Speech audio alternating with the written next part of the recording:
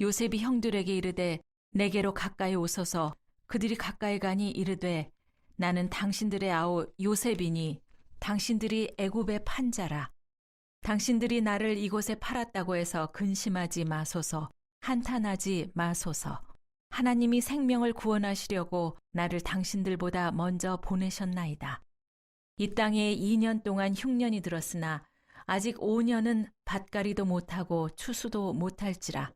하나님이 큰 구원으로 당신들의 생명을 보존하고 당신들의 후손을 세상에 두시려고 나를 당신들보다 먼저 보내셨나니 그런즉 나를 이리로 보낸 이는 당신들이 아니요 하나님이시라. 하나님이 나를 바로에게 아버지로 삼으시고 그 온 집의 주로 삼으시며 애굽 온 땅의 통치자로 삼으셨나이다. 당신들은 속히 아버지께로 올라가서 아뢰기를 아버지 아들 요셉의 말에 하나님이 나를 애굽 전국의 주로 세우셨으니 지체 말고 내게로 내려오사 아버지의 아들들과 아버지의 손자들과 아버지의 양과 소와 모든 소유가 고센 땅에 머물며 나와 가깝게 하소서. 장기화된 코로나 속에서도 하나님은 일하고 계십니다. 답답하고 힘든 우리 인생 여정에도 하나님은 여전히 신실하게 일하고 계십니다. 사랑하는 성도 여러분, 우리 인생에 하나님은 개입하고 있지만 우리 삶은 여전히 달라지지 않을 때가 참 많습니다. 우리 혼자 홀로 고민하는 것 같습니다. 그런데 우리는 홀로 고민하는 이 현장에, 홀로 뒤척이며 잠을 자지 못하는 그 현장에도 하나님이 함께 하시는데 우리 고민이 너무 크다 보니까 하나님을 잊어버릴 때가 참 많습니다. 감사의 달에 생각해 보면 사람들이 다양합니다. 그런데 딱 두 종류로 나눌 수가 있습니다. 한 사람은 고난당한 사람, 한 사람은 고난당하지 않는 사람, 이렇게 나눈 것이 아닙니다. 고난은 모두 다 당하는 것입니다. 앞으로 당할 것이고 고난이 지나가면 또 다른 고난이 옵니다. 이 땅에서는 돈이 있어도 고난이 오고 돈이 없어도 고난이 옵니다. 많이 배워도 고난이 오고 많이 배우지 않아도 고난이 옵니다. 그런데 고난받는 사람, 고난받지 않는 사람으로 나누는 게 아닙니다. 그 고난의 현장에서도 모든 사람이 고난을 받습니다. 그런데 그 고난의 현장에서도 감사하며 살아가는 사람이 있습니다. 또 감사하지 않고 절망하며 원망하는 사람들이 있습니다. 두 사람으로 나눌 수가 있는 것입니다. 왜 감사절을 하나님은 지키게 합니까? 여러분, 10계명 중에 5계명이 무엇입니까? 5계명이 뭐예요? 내 부모를 공경하라입니다. 왜 그 말을 10계명에 두었을까요? 그 당연한 거 아닙니까? 우리가 부모님을 공경하는 것이.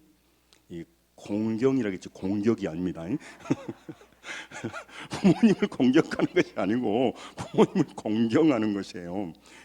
부모님을 공경하라고 했는데 왜 10계명이 집어야겠습니까? 어렵기 때문에. 왜 감사라고 하겠습니까? 우리 삶이 시시로 바뀝니다. 그래서 절망과 두려움의 문제들이 발생하는 겁니다. 그럴 때 감사하기가 어렵거든요. 그래서 감사라는 겁니다.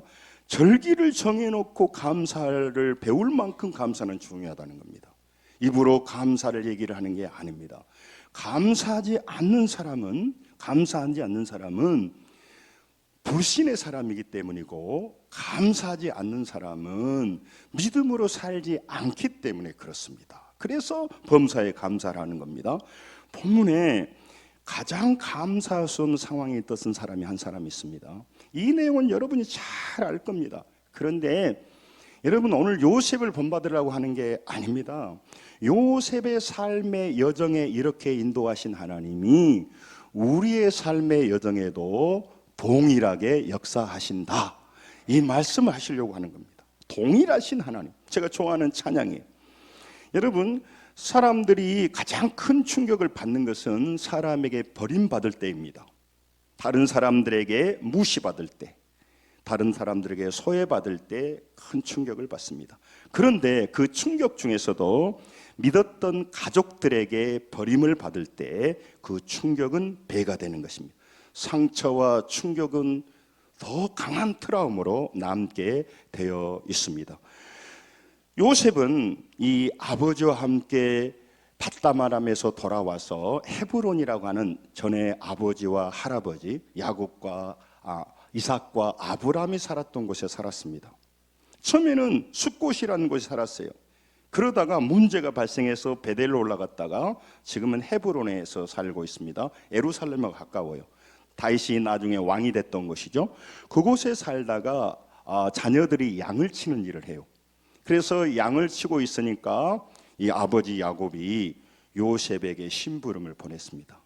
그래서 헤브론에서 세겜에 갔습니다. 세겜까지 한 70km 돼요. 세겜에 가보니까 형들이 거기서 양들을 몰고 도단이라고 하는 곳까지 올라갔어요. 그래서 허겁지겁 도단으로 올라갔습니다. 그런데 그때 이제 놀라운 일이 발생해요. 그 도단에서 요셉의 인생이 완전히 바뀐 겁니다. 요셉은 잠시 갔다가 아버지 심부름하고 들어오려고 입던 옷 그대로 갔습니다. 그 후에 그는 집으로 돌아오지 못했습니다.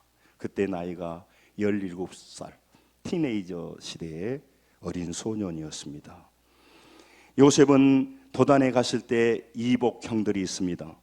그 이복 형들에게 미움을 받아서 이복 형들이 이 요셉을 미디안 상인에게 팔았습니다. 요셉을 판 형제들은 마음의 증오와 질투심이 가득했습니다. 아버지의 사랑을 홀로 받는 요셉, 그래서 미웠습니다. 그런데 그에게는 하나님의 비밀, 하나님 나라의 꿈을 말하고 있으니까 너무너무 시기가 생겼습니다. 그래서 요셉을 죽이려고 했습니다마는 유다와 르우벤을 통해서, 유다를 통해서 그렇지 죽이지 말자, 우리 형제인데, 그래서 미디안 상인에게 팔았습니다. 미디안 상인들은 이 요셉을 사서 애굽의 시위대장 경호실장 보디발의 집에 팔았습니다. 지금 사람들이 움직이고 있습니다. 증오와 시기심과 질투심의 동생은 팔았습니다. 은 20냥에. 또 미디안 상인들은 그 요셉을 샀습니다. 왜? 돈 때문에. 그리고 거기서 조금 더 이윤을 얹어받고 보디발의 집에 팔았습니다. 지금 사람들이 움직이는 것은 감정과 돈 때문에 움직이고 있습니다.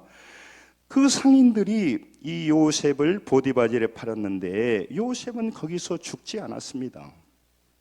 절망하지를 않았습니다. 물론 절망했지만 그 절망을 이겨냈다 그 말입니다. 그래서 나중에 그는 감사하는 자로 살 수가 있었다는 것이죠. 어떻게 그러면 요셉은 그 인생의 가장 어두운 밤을 지날 수 있었냐는 겁니다. 오늘 본문은 뭐냐면 요셉이 이제 총리 대신이 됐습니다. 애굽의 총리가 됐습니다. 그래서 그 가나안 지역과 그 중동의 그 전 지역에 가뭄이 들었습니다. 그래서 양식이 떨어졌습니다. 그 양식을 사러 왔는데 누가 왔느냐? 형들이 왔어요. 10명의 형들, 12지파죠. 12아들인데 자기 동생 밑에 베냐민이 있으니까 나머지 10명이 왔어요. 그 형들 앞에서 하는 내용입니다. 5절을 같이 한번 보세요. 내용은 잘 알 겁니다. 5절을 같이 한번 읽겠습니다. 45장 5절 읽습니다. 시작. 당신들이 나를 이곳에 팔았다고 해서 근심하지 마소서, 한탄하지 마소서. 하나님이 생명을 구원하시려고 나를 당신들보다 먼저 보내셨나이다. 아멘.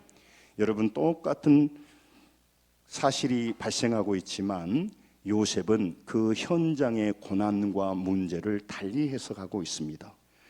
그가 오늘 고백하는 내용이 오늘 본문입니다.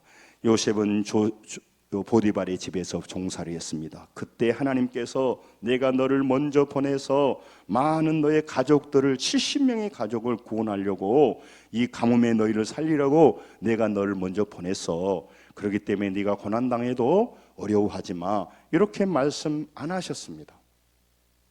요셉은 뜬금없이 느닷없이 형들에게 팔려서 낯선 땅 타국으로, 언어가 통하지 않은 애굽으로, 이집트로 끌려갈 뿐이에요. 팔려갈 뿐이에요. 자기 신세는 팔려가는 인생입니다. 인신매매 당한 겁니다. 그것이 팩트예요. 그러면 그 요셉은 당신들이 팔았기 때문에 이제 잘 걸렸습니다. 당신들이 힘이 있을 때 그 힘으로 나를 팔았지요. 나도 힘이 있습니다. 당신들을 내가 죽이겠습니다. 이렇게 해야 맞는 내용인데 요셉은 전혀 다른 얘기를 하고 있는 겁니다. 여러분, 그가 가면을 쓰고 하는 내용이 아니라는 것입니다. 요셉은 17살에 노예로 팔렸습니다. 13년 동안 죽을 고생을 한 겁니다. 보디발의 집에서 또 나중에는 감옥에서 그렇게 13년을 보냈습니다. 지금 7년 흉년이 들었으니까 13년이 지나고 또 7년이 지났습니다. 지금 한 20년 만에 지금 형들을 만나서 고백하고 간증하는 내용이 오늘 본문에 나와요. 다시 7절을 보세요. 자, 읽겠습니다. 7절.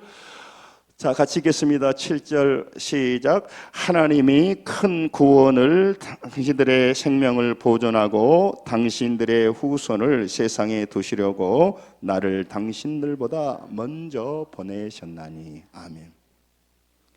지금 사람이 이해관계 속에서 움직입니다. 사람의 감정 때문에 움직입니다. 그런데 그 사람들의 감정과 사람들의 이익 때문에 사람이 오가는 것 같은데 그 뒤에는요, 하나님이 함께 하셨다는 것입니다.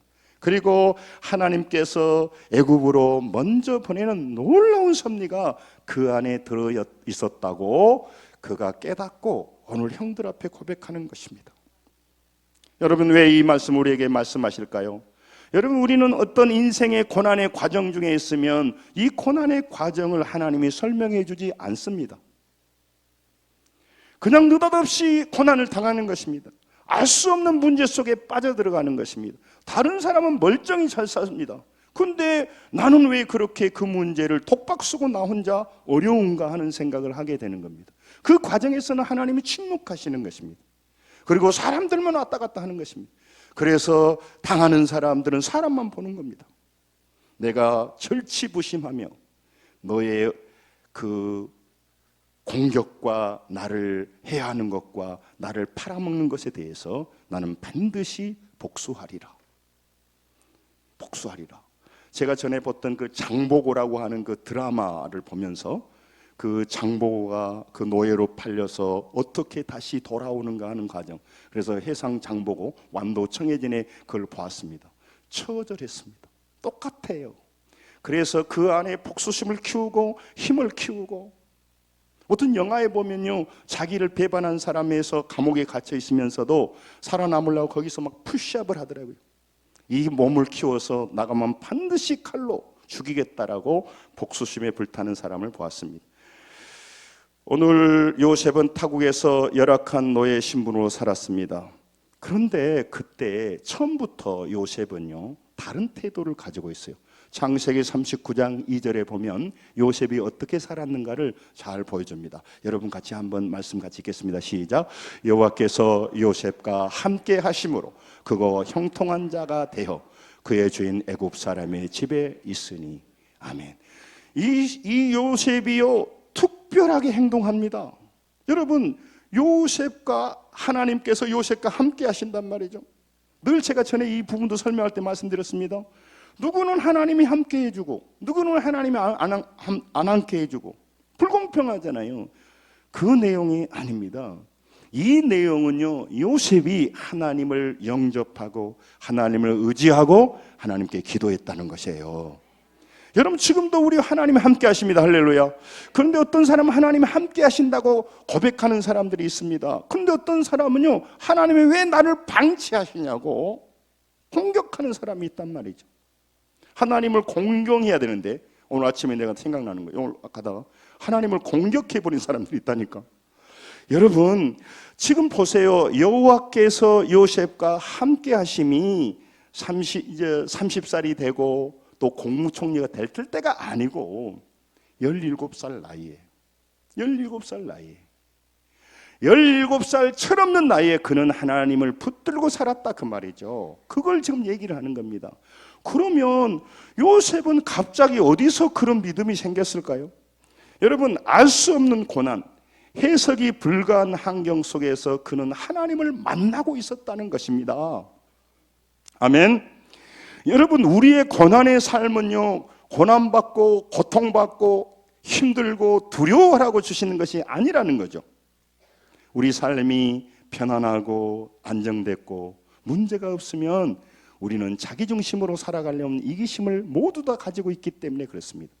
그러므로 여러분, 앞길도 열리지 않고 답답한 현실을 살아가고 계시다면 오늘 뭐 하세요? 하나님이 나와 함께 하시고 계시다는 것을 느끼고 고백하고 체험하는 기간이다 그 말입니다. 찬송하는 기간이다 그 말입니다.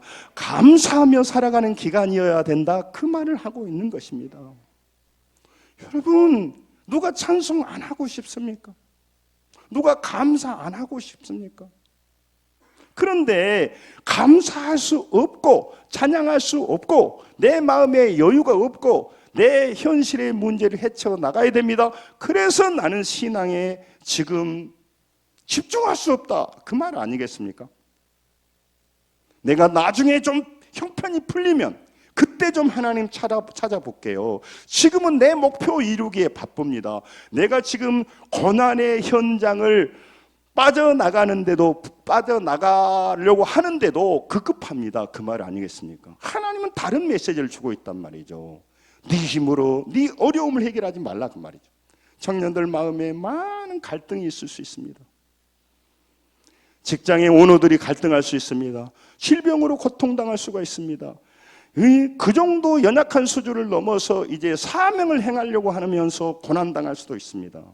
여러분, 그 모든 과정 현실은 여러분과 제가 홀로 고독하게 염려하며 살아가라고 준 것이 아닙니다.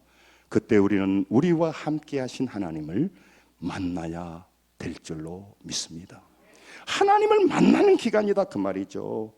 그래서 오늘 사람들이 나를 팔았고 사람들이 나를 팔아서 이득을 얻었고 사람들이 나에게 거짓말을 하고 아버지에게 눈물 나게 했던 그 형들, 그 사람들을 상대하지 않았다 이 말이죠.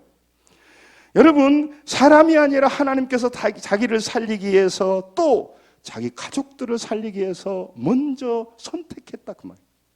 여러분, 우리가 누구입니까? 그냥 예수 믿고 천국 가는 사람들입니까? 지금 모든 사람이 이 땅이 전부인 줄 압니다. 보이는 세상이 전부인 줄 압니다. 우리 한국의 내세관이 약해요. 우리 한국은 천국과 지옥에 상관없어요. 우리 한국인의 의식 속에는. 그래서 한국인들은요, 정말 그 개똥밭에 굴러도 이승이 좋다고 그래요. 저승을 생각하지 않아요. 그게 마귀가 지금 일하고 있는 일입니다. 그런데 참 놀랍게도 내세를 안 믿으면서도 사람들이 죽으면 누구를 만난다고 그래요? 조상을 만난다고 그래요. 참 신기하죠? 조상 별 면목이 없다. 자녀 못 나면, 아들 못 나면. 이 참 사랑하는 성도 여러분, 이 땅의 짧은 나그네 길을 가는데 우리에게 지금 하나님이 주시는 그걸 잊어버리면 문제 속에 살다가 끝나고 원망하다 살다가 끝납니다.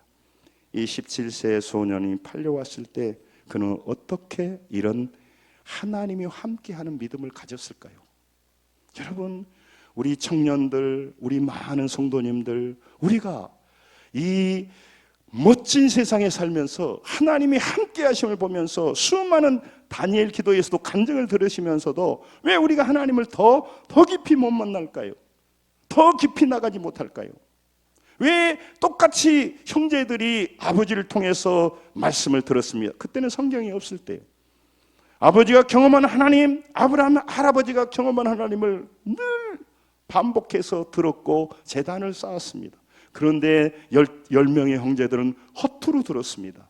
그런데 요셉은 그렇게 하지 않았습니다. 창세기 39장 3절에 보면요, 요셉이 어떻게 되는가 한번 보죠. 같이 읽습니다. 시작. 그의 주인이 여호와께서 그와 함께 하심을 보며 또 여호와께서 그의 범사에 형통하게 하심을 보았다. 따라서 합니다. 범사에 형통하게 하셨다. 누구는 밀어주고 누구는 안 밀어주고 그런 생각이 들잖아요. 그 말이 아니라 똑같은 고통 속에서도 어떤 자녀는 아버지가 들려둔 말씀을 붙들고 살았다 그 말이죠. 그 어려운 고통 속에서 찬양하며 살았다 그 말이에요. 이 범사에 형통하게 살았다 이 말씀을 잘 해석해야 돼요. 뭐냐면 요셉은 감사했단 말이 안 나와요. 그런데요, 똑같은 말이에요. 범사에 형통하게 하던 찰나으라고 하는 말은 뭐냐면요, 하나님께서 새 일을 하게 하셨다, 나아가게 하겠다, 그의 인생을 풍성하게 했다, 똑같은 말이에요. 따라서 합니다. 범사에 형통하게 하셨다. 다시 말하면 범사에 감사했다. 똑같은 말이에요. 범사에 감사하지 않고는 범사에 형통할 수가 없어요. 왜 감사절을 만들고 감사라고 합니까? 여러분, 우리가 감사하지 않으면 감사로 끝나는 게 아니라 그는요 고독하고 있습니다. 우울하고 있습니다. 원망하고 있습니다. 좌절하고 있습니다. 그래서 말하는 거죠. 그것은 마귀가 원하는 대로 살아가 버리는 겁니다. 그도 그렇게 할 것이 내 상황이 그러니까, 내 형편이 그러니까. 그들이 내가 먼저 형들을 공격했어요? 형들이 나를 공격했잖아요. 가만히 있는 사람을. 아니, 가만히 있는 사람을 공격하는데 멍하니 당해요? 그래서 우리는 감사도 없어지고 마음의 분노가 일어나는 거죠. 상대가 먼저 싸움을 걸어간 거 아닙니까? 그래서 현재 상황만 보고 살아가 버린 사람들 때문에 자기 인생이 죽어버립니다. 그리고 그 과정에서 허투루 보내버립니다. 그래서 오늘 하나님께서 그게 다가온 겁니다. 정말로 그는 범사에 형통했다는 것은 하나님이 요셉만 밀어줬다는 게 아니라 그 가장 어려운 상황 속에서 그는 하나님을 붙들고 찬양하며 기도하며 감사하며 살았다는 그 말의 모습이 오늘 범사에 형통하기로 표시되고 있습니다. 여러분, 범사에 형통하기를 기도합니다. 범사에 감사하기를 하나님이 원하시고 계십니다. 여러분, 그 말을 얘기하는 게 아니고 현재 삶에서 살아가는 태도를 말하는 것입니다. 어떻게 이 요셉이 갑자기 타국에 가서 믿음의 사람으로 삽니까? 그는 아버지 야곱, 할아버지 이삭. 요셉은 아브라함을 만나지 못했어요. 아브라함이 이미 돌아가셨기 때문에 배웠습니다. 더 중요한 것이 있습니다. 어머니 나엘에게서 배웠어요. 신앙이 말씀을 배워야 돼요. 그래서 제가 여긴 지금 세상 얘기도 할 일도 많고 그렇지만 교회까지 와서 세상 일 하겠습니까? 그래서 말씀을 말하고 우리가 같이 읽지 않습니까? 똑같이 10명의 형들도 하나님 되어서 배웠습니다. 하나님이 어떤 하나님이라고 족장들은 목숨 걸어서 가르쳐요. 왜냐하면 이 믿음의 공동체를 세워야 되기 때문에. 그리고 그가 경험했던 하나님에 대해서요 가슴속 깊이 있는 내용을요 밥 먹을 때마다 잔소리하듯 계속해서 가르쳐요. 내 사랑하는 자녀들에게 믿음을 전수해야 되기 때문에. 그래서 아버지 야곱, 그 할아버지 이삭, 그 아버지 아브라함으로부터 그 하나님에 대해서 계속 전해오고 있단 말이에요. 계속해서 단을 쌓고 그래요. 10명은 겉으로 들은 거예요. 여러분, 지금도 예배를 드립니다. 지금도 교회를 다닙니다. 그런데 왜 그들이 내 삶에 하나님이 함께하지 않는다고 생각할까요? 왜 범사에 형통한 삶을 살지 못할까요? 여러분, 그 인생의 중대한 현실 앞에서 사람만 보고요, 형편만 보고요, 원인 결과로만 보는 겁니다. 자연법칙으로만 바라보는 겁니다. 야곱의 마음에 가장 강력한 것이 몇 번 있습니다. 그게 창세기 28장 16절에 나와요. 그가 형을 속이고 도망가다가 루스라고 하는 그 성에서 베델의 그 슬픈 밤에 야곱이 잠이 깨어르되 여호와께서 과연 여기 계시거늘 내가 알지 못하였다. 야곱은 하나님을 어떻게 생각했냐면 아버지가 계시는 브레셀바, 아버지 이삭, 할아버지가 계신 브레셀바에만 계시는 지역의 신으로 생각했어요. 근데 나는 지금 루스에 와 있어요. 베델에 와 있어요. 그러니까 나는 죽게 된 거예요. 하나님이 나와 함께 하지 않으니까. 그런데 거기서 하나님을 만난 겁니다. 와, 하나님은 한 지역에만 계시는 하나님이 아니구나. 그러니까 힘을 확 얻었어요. 그래서 하란, 밧다마람에 가서 그는요 이제 창세기 31장 41절 42절에 보면 요거는 같이 읽죠. 같이 시작. 내가 에삼촌의 집에 이 20년 동안 에삼촌의 두 딸을 위하여 14년, 에삼촌의 양떼를 위하여 6년을 에삼촌에게 봉사하겠거니와 에삼촌께서 내 품삯을 10번이나 바꾸셨음. 42절. 우리 하나님 아버지 아브라함의 하나님 곧 이삭이 경외하는 이가 나와 함께 계시지 아니하셨더라면 에삼촌께서 이제 나를 빈손으로 돌려보냈으리야마는 하나님이 내게 고난과 내 손의 수고를 보시고 어젯밤에 에삼촌을 책망하셨나이다. 아멘. 야곱의 고백이에요. 야곱이 그런 하나님을 믿고 있었어요. 그러니까 베델에서 만난 아버지 하나님에 대해서 강력하게 12명 아들한테 맨날 설교한 거야. 또 자기가 애삼촌의 집에서 어떻게 망하고 거지가 되지 않고 이렇게 거부가 돼서 나왔는가. 또 시간이 없어 그만하겠습니다만은 창세기 32절에 분이엘의 밤에서 야복이 약복강나루에서 만났어요. 또 사랑하는 가장 딸, 여러분 12아들과 한 명의 딸이 있어요. 가장 눈에도 넣어도 안 아플 딸이 거기 세겜성에서 여러 가지 문제가 일어나서 성폭행이 되었을 때, 문제가 심각했을 때 베들로 올라가요. 그리고 지금 헤브론에 와 있는 거죠. 이렇게 만든 하나님을 수없이 말했습니다마는 10명의 아들들은 건성으로 들었습니다.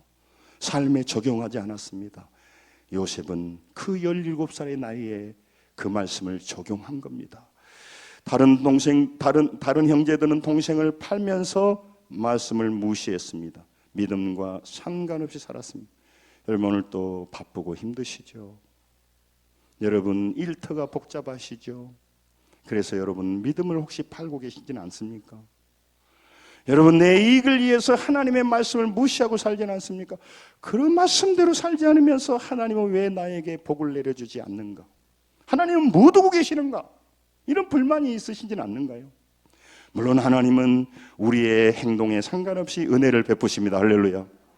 그러나 하나님은요 강제적으로 하기 때문에 내 마음을 문을 열고 하나님 나를 긍휼히 여겨 주십시오. 나를 불쌍히 여기십시오. 여러분 마음에 어떤 마음이 들어도 괜찮아요. 고백하세요. 하나님 나는 하나님이 안 믿어집니다. 얘기하세요. 하나님 나의 속에서 알 수 없는 분노가 일어납니다. 여러분 제가 시간이 없어 말씀드렸습니다. 우리는요 우리 무의식에 어마어마한 것들을 누르고 있어요. 그래서 우리 인생이 힘들어요. 우리 힘들어. 나도 내 자신을 모르는 문제들이 심각해요. 그러니까 인생이 어려워요. 어린아이부터 노년에 이르기까지 다 인생이 힘들게 돼 있어요. 그리고 가닥을 잡지 몰라요. 뭐가 잘못된지는 몰라요. 뭐가 잘못된지 모르는 것마저도 하나님 앞에 부르짖으시고 하나님께 말씀하십시오. 이게 기도입니다. 하나님 내가 너무 어렵습니다. 내가 힘듭니다. 고백해야 됩니다. 할렐루야. 우리 아버지시기 때문에 그래요. 여러분 요셉은요 애굽으로 내려갔습니다. 그런데 너무너무 애롭고 힘든 이 티네이저 17살의 소년이 내려가면서도 그는 하나님을 붙들었다는 거예요. 어떤 사람은 어렵기 때문에 여유가 없어서 하나님을 버리고 내 목적을 이루러 가는데 그게 걸림돌 같아서 버리는 사람이 있는가 하면 평소 때도 하나님 믿었지만 그렇게 신실한 믿음이 아니었는데 인생의 위기가 오자 딱 하나님을 붙들고 그분을 의지하며 살아가는 사람이 있습니다. 여러분 평소 때도 그렇겠지만 기회가 주어질 때마다 하나님을 가까이 하셔야 될 줄로 믿습니다. 할렐루야. 우리가 하나님 가까이 하는 것이 내 인생이 바뀌는 거예요. 하나님 가까이 하는 것이 내 마음에 이르는 혼란을 잠재우는 겁니다. 사람 찾아가고 뭘 누리고 즐기고 제약을 범해서 풀리지 않도록 되어 있어요. 우리 인간은 또 많은 증오심과 또 죄책감과 또 많은 아픔이 우리에게 다가오는 겁니다. 그래서 그 방법으로는 안 되는 것입니다. 누구를 원망해도 되는 문제가 아니에요. 여러분 요셉은 어떻게 하나님이 나와 함께 하심을 믿었냐 이 말이에요. 요셉은요 아버지에게 하나님은 브엘세바만 계시는 지역의 신이 아니야. 내가 하란에 다른 나라로 갔을 때도 하나님이 함께 하셔. 네가 그때는 이제 아버지가 말해주지 않았죠. 그러나 그 말씀을 잘 들었던 요셉은 이 추론하는 겁니다. 이게 맞아요. 요셉은 그런 생각했어. 내가 애굽으로 내려간다. 나의 아버지도 모른다. 형들이 나를 팔았다. 나는 앞으로 어떻게 죽을지 살지 모른다. 그러나 내가 알고 있는 것이 있다. 따라서 하나님이 나와 함께 하신다. 그 하나님의 능력을 아는 사람은 하나님이 함께 하신다는 것이 소망이 됩니다. 여러분 아무 힘도 없는 사람도 자기 인생에 함께하면 힘이 되고요. 제가 어떤 그 자매님 관증을 들으니까 밤길을 가는데 자기 아이를 안고 가는데 아이가 힘이 되더란 말을 들었어요. 아이가 아무 힘이 없는데 밤길을 같이 가는데 힘이 돼요. 제가 어렸을 때 유치원 다닐 때죠. 제가 몇 번 말했잖아요. 우리 집 주에 가면은 그 동네에 그 무덤들이 있는데 내 남동생을 데리고 손잡고 가면 힘이 돼요. 아무 힘이 없는 동생인데도. 여러분 우리에게 힘이 될 것 같지 않은 인간도 제대로 알면 힘이 되는데 보이지 않으며 어디나 계시는 하나님, 브레셀바에도 베델에도 낯선 애굽에도 계시는 그 하나님, 할렐루야. 그 하나님의 함께 하심을 체험하시고 사람 찾아다니지 마시고 하나님께 가까이 가는 우리 성도들이 될 줄 믿습니다. 하나님께 가까이 가는 것이 감사예요. 요셉의 집에서, 요셉이 보디발의 집에 살 때 하나님이 나타나서 말씀하신 것이 아닙니다. 여러분, 믿음이라고 하는 것은 어려울 때 하나님이 나를 사랑하십니다, 하나님이 나를 도와줄 것입니다, 이런 믿음을 가지고 살아가는 믿음이에요. 요셉은 그걸 가졌어요. 내가 당하는 건 모르겠는데 내가 믿는 하나님이 있다. 나의 아버지가 뼛속 깊이 체험하고 나의 아버지가 그렇게 강조하며 우리 할아버지가 나에게 가르쳐줬던 그 믿음, 그 하나님. 그래서 아브라함과 이삭과 야곱, 이 족장으로부터 오는 이 하나님, 그는 철저히 믿었어요. 그 우리 아버지가 거짓말할 리는 없어, 우리 할아버지가 거짓말할 리는 없어. 그러니까 그걸 믿었어요. 그러니까 그 애굽에 내려가면서도요, 정말 믿음이 강하면 강할수록 여러분 현실의 어려움을요 말씀으로 이길 수가 있어요. 지난주에 말씀드렸죠. 우리 삶에 두려움이 없어지는 게 아닙니다. 우리 삶에 어려움이 없어지지 않습니다. 우리 안에 불신앙이 없어지는 게 아니고, 불신앙이 있고 어려움이 없고 두려움이 있고 혼란이 와도 그것보다는 믿음이 크면 우리는 넉넉히 이기게 됩니다. 이게 신앙이에요. 요셉은 그 고통의 한복판에서 하나님을 붙잡았습니다. 그는 처음에는 아버지의 하나님, 할아버지의 하나님을 붙잡았어요. 근데 진짜 자기가 붙들고 보니까 살아계신 하나님을, 자기의 하나님을 만났단 말이에요. 자기의 하나님으로 만나야 그가 그를 통해서 애굽에 먼저 보내서 70명의 가족을 다시 살리고 하나님의 구원의 역사, 그 애굽에서 60만의 이스라엘 백성들을 인큐베이팅 하려고 하는 그 과정에, 섭리의 과정에 들어갔단 말이에요. 여러분, 그 아버지가 뭐라고 자꾸 말했을까요? 창세기 28장 15절에 그 아버지가 뼛속 깊이 경험한 거예요, 야곱이. 창세기 28장 15절을 읽습니다. 시작. 내가 너와 함께 있어 내가 어디로 가든지 너를 지키며 너를 이끌어 이 땅으로 돌아오게 할지라. 내가 내게 허락한 것을 다 이루기까지 너를 떠나지 아니하리라 하신지라. 아멘. 이게 야곱의 가장 추운 인생의 들판에서, 베델 들판에서 그가 받은 말이에요. 그 뼛속 깊은 말을 이 요셉에게 가르치고 10명의 아들에 가르쳤는데 이 요셉은 받아들인 거예요. 저희 아버지는 6.25 참전용사이십니다. 그래서 전쟁터에 살아오셨어요. 그래서 제가 있는 거죠. 그리고 우리 아버지는 늘 전쟁 얘기를 좋아하시고 한 얘기 또 하시고 또 하시고, 우리 누님들은 그만하라고 그러는데 제가 들어주니까 재밌어서 들어준 줄 알고 재미없어요. 그런데 들어주는 분들은 왜, 나중에 알았어요. 왜 아버지가 6.25 얘기를 그렇게 하실까? 내가 광주 민주화운동을 겪어보니까 제 말을 안 들어줘서 그렇지 계속 하고 싶어. 한 얘기 또 하고 한 얘기 또 하고. 우리의 인생이 노년으로 갈수록 자기 삶을 회상하고 주관적인 감정을 정리하려고 한 얘기 또 하고 한 얘기 또 해요. 그래서 어머니 말씀하시면 그만하세요. 아버지 욕하고 그러면 그만하세요 하지 말고 들어주세요. 들어주세요. 한정 없는 것이 아니고 들어주다 보면 어느 때는 그래도 꼭 너가 아버지가 그렇게 나쁜 사람 아니다 이렇게 말하는 거예요. 여러분이 감정을 화해하도록 들어줘야 돼요. 자기 아버지 나쁜 소리 하니까 엄마가 계속 아버지 나쁜 소리 하면 기분 나쁘잖아요. 엄마 다 잊고 그냥 용서해. 용서가 안 돼요.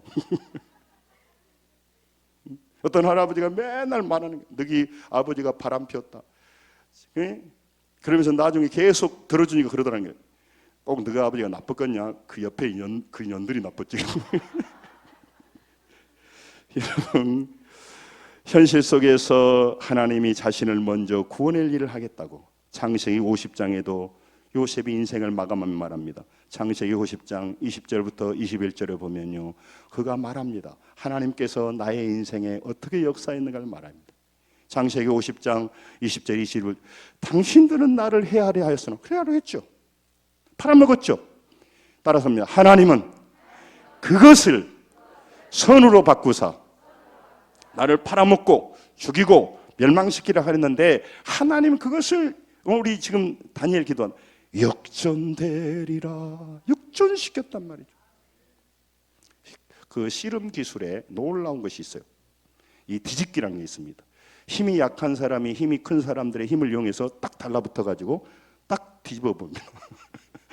그러면은 큰 사람이 뒤로 떨어져 버려요. 그 역전이에요, 역전. 먼저 애굽에 보냈다는 것을 이 요셉은 알게 됐어요.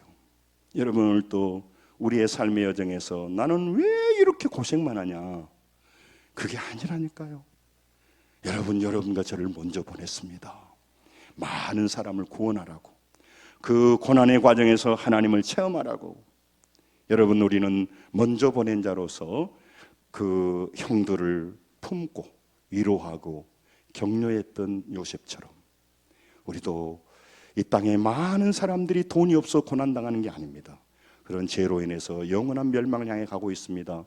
여러분, 귀신과 마귀가 그들의 영혼을 넘어뜨리고 있습니다. 여러분, 지금도 교회 와서 고민하시고 인생에 여러 가지 어려움이 있는 사람을 대상으로 잡아서 가족들 때문이라고, 엄마 아빠 때문이라고, 누구 때문이라고 일하게 하는 것은 이 사람이 착각하고 있는 것입니다. 물론 우리도 부족하고 또 부모님도 부족하지만 그 부모님도 그 부모님에게 피해자예요. 그렇기 때문에 그 모든 과정 속에서 하나님을 바라보시고 하나님의 일하심을 보시길 바랍니다. 따라서 옆 사람 보고 우리가 먼저 보낸 자입니다. 인사 한번 해보시죠. 우리가 먼저 다른 사람을 살리기 위해서 보냈고, 고통당한 사람에게 지금 이 고난은 네가 죽을 자리가 아니야, 그걸 말해주라고. 여러분, 자기를 팔아 공경에 처하게 하고 죽으려 했던 형들에 대한 복수심으로 마음을 불태운 날이 있었을 것입니다만은 하나님을 만나고 찬양하고 말씀을 받고 감사하다 보니까 사라진 거죠. 그래서 그렇게 된 거죠. 여러분, 자신 앞에 일어난 일에 대해서 판단이 안 돼요. 해석이 안 됩니다. 여러분, 그게 주관적인 감정으로 나와서 마음의 고통만 더할 뿐입니다. 사람은 궁극적으로 객관적으로 변하는 경우가 있어요. 그건 뭐냐면, 이게 심리학으로 말하면 중요한 타자라고 그래요. 중요한 타인을 만날 때 우리 인생이 변해요. 사람 잘 안 변합니다. 근데 딱 한 가지 변해요. 중요한 사람을 만나서 그 사람의 사랑을 받을 때 변해요. 그래서 영아기 아동기에는 부모를 잘 만나야 돼요. 청소년기는 친구를 잘 만나야 돼요. 그 다음에 청년과 좀 장년이 되면 연인을 잘 만나요. 부부가 잘 만나요. 가장 영향을 많이 미치는 것은 부부라고 그래요. 그래서 믿음의 부인을 만나는 사람들은 거의 변해요. 어제도 우리 이승재 목사님이었던가요? 그분도 마찬가지고 자기에게 당구 가르쳐준 그 형도 부인을 잘 만나가지고 믿음이 변하는 것을 보잖아요. 이게 굉장히 중요해요, 가족이. 그래서 여러분, 우리 딸들을 믿음으로 키우고 우리 아이들을 믿음으로 키워야 될 줄 믿습니다. 그래야 그들이 믿음의 배우자를 만나서 이 땅에 낭비되지 않고 고난의 그 가시밭길을 걸을 수도 있어요. 안 걸었으면 좋겠습니다, 우리 자녀들은. 그러나 걸어가게 돼 있어요, 이 인생은. 그럴 때마다 믿음으로 요셉처럼 하나님이 함께 하심을 믿어야 될 것입니다. 그리고 하나님을 만나야 될 것입니다. 그리고 누구 때문이라고 말하는 게 아니라 하나님이 나를 먼저 보냈다고 고백하는 이 수준, 이게 감사의 계절에 하나님 우리에게 주신 거예요. 요셉은 절대자. 그래서 이걸 심리학적으로 이건 좀 한번 따라서 보세요. 궁극적인 타자. 여러분, 사람이 아니라 궁극적인 절대자, 궁극적인 타자를 만나야 인생이 바뀌어요. 하나님을 만났다는 거 아니겠습니까? 하나님과 동행했다는 것입니다. 하나님과 동행하면 중요한 의미가 생깁니다. 그건 뭐냐면 이 어려움의 의미가 바꾸어지는 겁니다. 바꾸어져요. 똑같은 어려움인데 이 어려움의 이유와 원리를 알게 돼요. 청소년기가 왜 혼란스럽냐면요, 내가 누군지를 몰라요. 왜 작년 그 중년기가 어렵냐면 내 인생이 좀 잘 가는가 평가하는 시기니까 혼란의 시기예요. 이게 내 잘 살고 있나? 이제 끝이 보이는데 우리 인간은 유일하게 죽음을 내다본단 말이죠. 이게 이제 막판에 왔는데 이게 좀 잘 살고 있나? 이런 고민이 된단 말이에요. 여러분, 하나님의 의도를 알게 되면 현재 당하는 고통의 주관적인 의미가 달라집니다. 지금 자신이 느끼는 고통의 의미가 달라져요. 그래서 그 달라진 걸 뭐냐? 그것이 찬양입니다. 그것이 뭐냐? 기도입니다. 그것이 뭐냐? 감사예요. 그러니까 이 의미가 바뀌어져야 감사가 나오는 거지, 믿음으로 살아야 감사가 나오는 것이 좋은 일이 있어야 감사가 되는 게 아니란 말이죠. 함께 하신 하나님을 믿었기에 보디발의 아내의 억울한 누명과 형들에 대한 복수심에서 벗어날 수 있었습니다. 여러분, 미숙하다고 하는 게 뭐냐면 자기 중심으로 살아간다는 거죠. 자기 중심으로, 자기만 생각한다는 겁니다. 자기가한테 누구가 피해를 줬고 자기가 나를 불편하게 하고 거기에 수준에 머물러 버려. 자기를 넘어서야 돼. 이게 성숙함이, 이게 발달 과정에서 나와 있는 부분이에요. 여러분, 요셉은 지금 한 맺힌 사건을 말하려고 하는 것이 아닙니다. 자기가 뼈저리게 고생했죠. 10명의 형들보다는 비교할 수 없는 고난을 당한 거 아닙니까? 그것을 얘기하려고 한 것이 아니라 그 과정 속에 그는 무엇을 보았을까요? 하나님이 함께 하심을 보았고 하나님의 일하심을 보았다, 그 말이죠. 여러분, 그러면 애굽에 내려가야만 하나님의 일하심을 보는 것은 아닙니다. 그런데 사람들이 영적으로 어두워지니까 아버지와 함께 있으면서도 하나님의 일하심을 볼 수 있습니다. 그런데 못 보고 양이나 잡아먹고 미흡다고 동생이나 팔아버리고 아버지나 속이고 예배는 드리지만 말씀을 건성으로 듣고, 그땐 성경도 없으니까 아버지 말씀이 하나님의 절대적인 말씀이에요. 아버지가 그렇게 뼛속 깊이 경험했던 베델에서 만난 하나님, 하나님에서 만난 하나님, 분야에서 몸을 한도뼈가 부러지도록 만난 하나님, 그리고 그 세겜에서 사랑하는 딸이 강간의 사건으로 그 뼈아픈 밤에 그가 말했던 그 하나님의 말씀을 건성으로 들은 거죠. 요셉은 그렇게 듣지 않았다는 거예요. 어떻게 할 수 있는가? 그의 삶을 보면 알 수 있고. 여러분, 믿음의 교육을 안 시키는데 어떻게 믿음의 사람이 나옵니까? 요셉에게 시켰기 때문에. 우리는요, 늘 부모가 이런 생각이에요. 오메오메 내가 너희들한테 해준 것도 없고 맨날 물질적인 생각만 해요. 해주십시오. 그러나 여러분, 다시 눈을 들어서 우리 사랑하는 자녀들의 영혼을 위하여, 믿음을 위하여 기도할 때입니다. 아멘. 아멘. 우리가 믿음의 유산을 물려줘야 되는데 그 믿음의 유산을 부모도 귀한 것으로 여기지 않아. 유산이 뭐예요? 가장 소중한 거 아닙니까? 가장 소중한 것이. 가장 소중. 저는 목회자이서 그런 게 아니라 우리 자녀들을 볼 때마다 계속 믿음을 체크해요. 교회 갔는지 안 갔는지. 가죠. 그러나 왜? 내가 그걸 중요하게 생각하고 있다. 믿음의 길로 가면 나머지는 풀리게 돼 있어요. 우리 청년 자매가 기도하면서 좋은 직장을 찾아간다니 참 기쁨입니다. 여러분, 직장을 잡아서 기쁜 게 아니라 기도하며 믿음으로 살았다는 게 귀한 거 아니겠습니까? 사랑하는 성도 여러분, 오늘 우리는 정말, 여러분은 어디서 하나님 일을 하고 계십니까? 여러분의 일터는 무엇입니까? 돈만 버는 무슨 직장입니까? 아니란 말이죠. 여러분, 하나님 우리가 모든 일터, 직장, 가정에서 이 시대의 요셉으로 살아가기를 원하시고 계십니다. 그곳에서 하나님의 일하심을 보시기 바랍니다. 그곳에서 하나님과 동행하는 삶을 살아서 저 사람은 예수 믿는 집사라고, 저 사람은 예수 믿는 장로님이라고, 저가 돌아다닐 때 저분이 허술하게 옷을 입고 있어도 저분이 하나님의 종이라고, 목사님이라고 그렇게 인정해 줄 수 있어야 되는 게, 그들은 뭘 보고 인정할까요? 가운을 입고 그걸 인정할까요? 우리의 말에서 우리가 무엇을 향해 가는지를 보고 말하는 것입니다. 여러분, 이 시대가 무슨 시대입니까? 말씀을 정리하면 아모스 8장 11절에 말합니다. 여러분, 지금은 경제적으로 부흥하고 있다 있습니다. 그러나 우리 같이 한번 읽습니다. 주 여호와의 말씀이니라. 보라, 날이 이룰지라. 내가 기근을 땅에 보내리니 양식이 없어 주림이 아니며 물이 없어 가람이 아니요 여호와의 말씀을 듣지 못한 기갈이라. 아멘. 여러분, 왜 이 형들이 애굽으로 왔습니까? 그곳에 양식이 떨어지니까, 애굽에 양식이 있다니까 양식 얻으러 온 거예요. 구걸하러 온 거예요. 물론 돈으로 가지고 왔지만. 여러분, 지금은요 GNP가 올라갑니다. 그래서 지금은요 정말로 많은 사람이 잘 먹고 잘 살아요. 이번에 우리 다니엘 21 보면서도 그 장진숙 작가도 그러고 그 지선 전사도 그러고, 저는 놀랐어요. 이 시대에 영양실조가 되는 사람들이 있구나. 부모님 잘못 만나고, 여러분, 이 시대에 영양실조로 살아간 사람이 있더라니까. 우리가 얼마나 열심히 돕고 여러 가지 일을 해야겠냐 이 말이죠. 여러분, 지금은요 진짜 기갈이 뭐냐면요, 빵을 못 먹어서가 아니에요. 영원한 생명, 영원한 축복의 땅으로 가는, 영원한 구원의 땅으로 가지 못하는 그 하나님의 말씀을 듣지 못하고 있습니다. 수많은 기독교 방송, 수많은 말씀을 전해주고 있지만 말씀 듣기보다는 세상을 향해 가는 발걸음이 많습니다.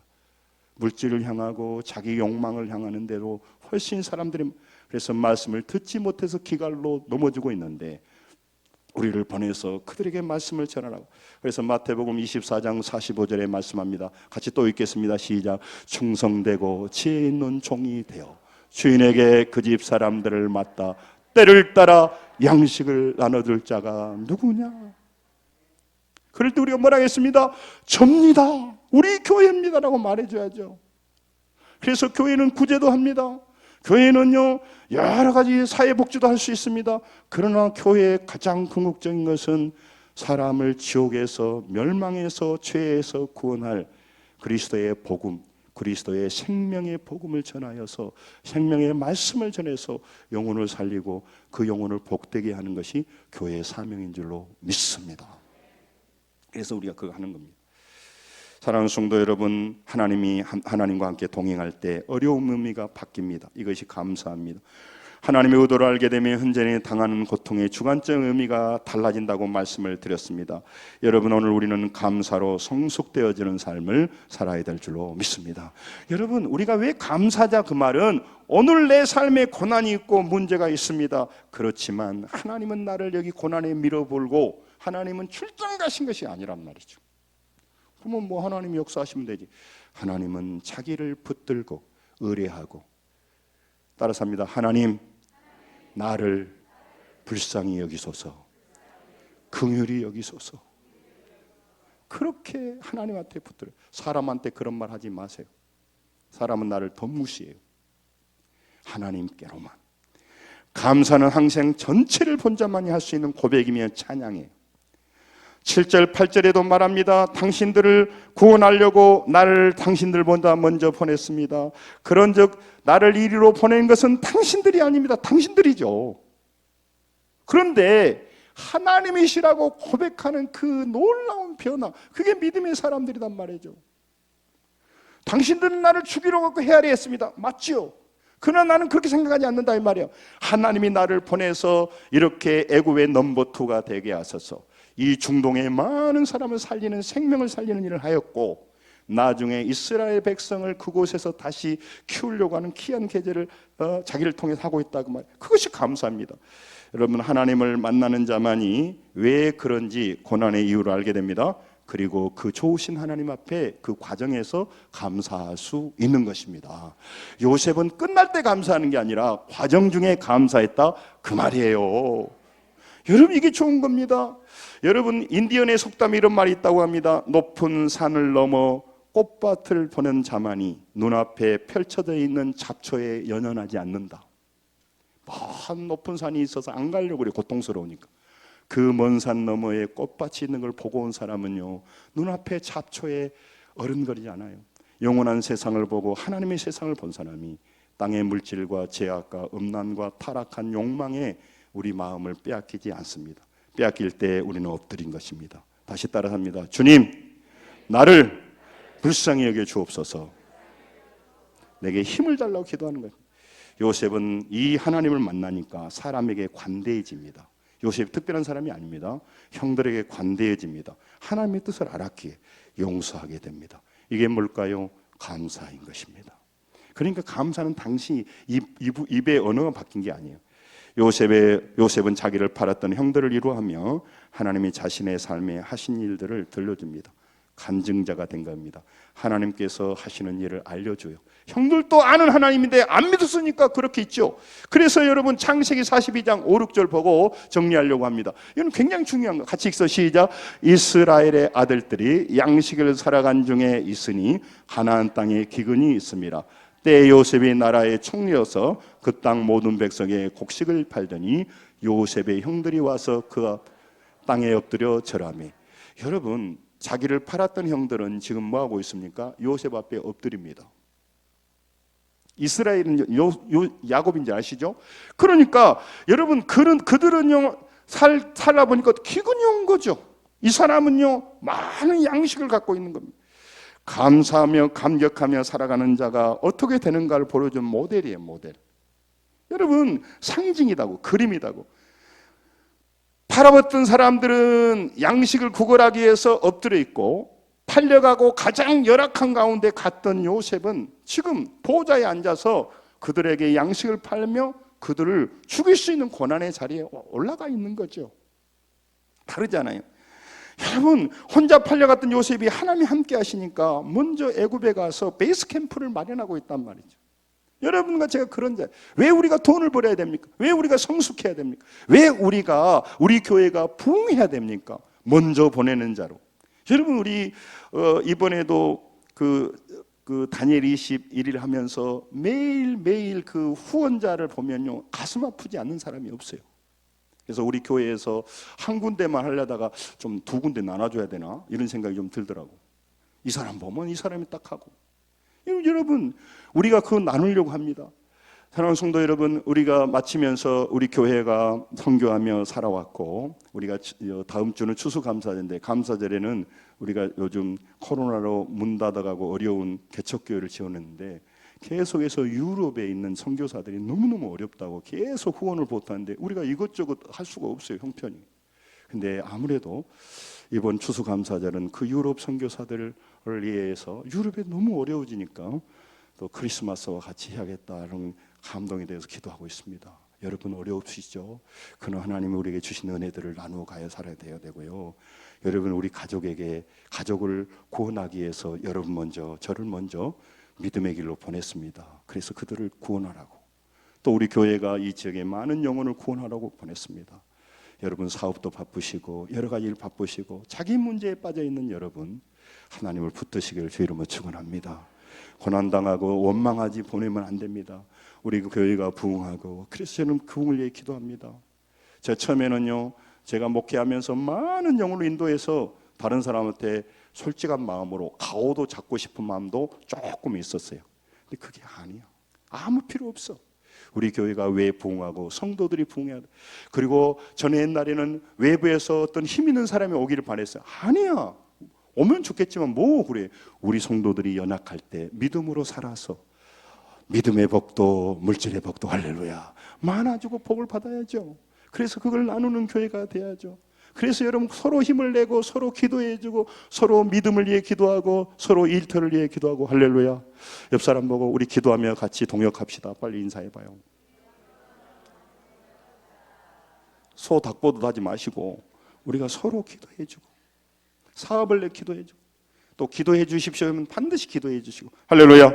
여러분, 만 가족의 생명을 구원할 구원의 일을 위하여서 먼저 요셉을 보냈습니다. 여러분, 요셉 얘기가 아니죠. 우리 얘기를 하는 겁니다. 우리도 늘 구원의 일에 동참하시고 늘 하나님 앞에 영광 돌리는 사람들로 승리하여 하나님께 영광 돌리기를 원합니다. 승리하시 바랍니다. 기도하겠습니다.